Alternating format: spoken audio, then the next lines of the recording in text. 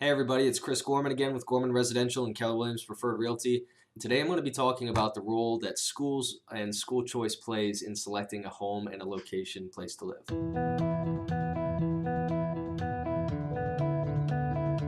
Okay, so as real estate agents, we hear it all the time.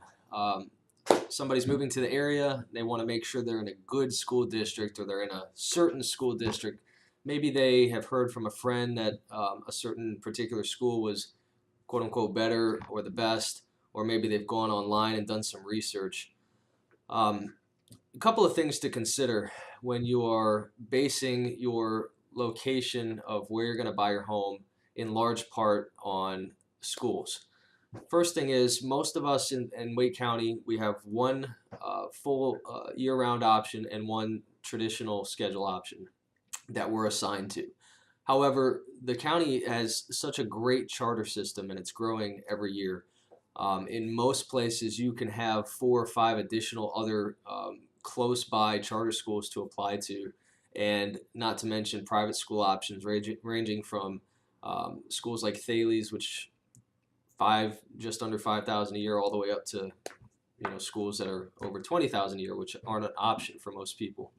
However, there's more than just your public school options. So that's the first thing to consider. Figure out what all your options are and do your research on every school. Secondly, don't just base your opinion on the school on websites like greatschools.com. I mean, Great Schools is certainly a good resource for us, but it qualifies schools on a 1 to 10 rating scale pretty much solely based on test score. And we all know that there's more to a school than just test scores. In fact, we know that certain schools will just teach 4 test scores, and that doesn't really reflect how the children are growing, learning, and what else they're doing beyond just academics. What extracurriculars do the schools have?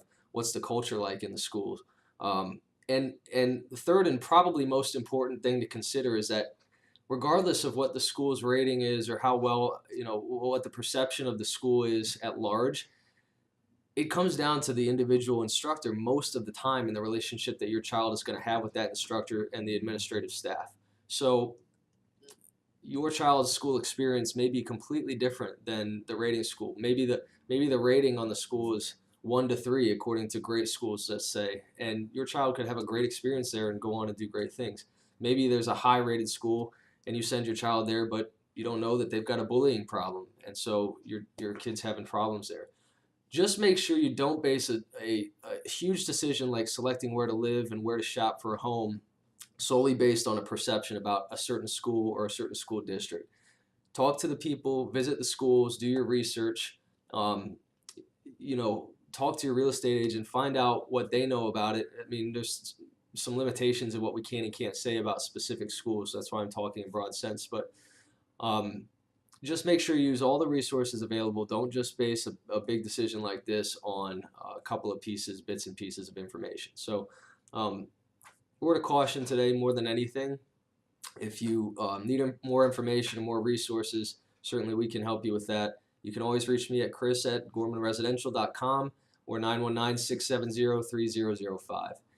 We appreciate your referrals. If you need anything from us, we're here to help. Thanks so much and have a great day.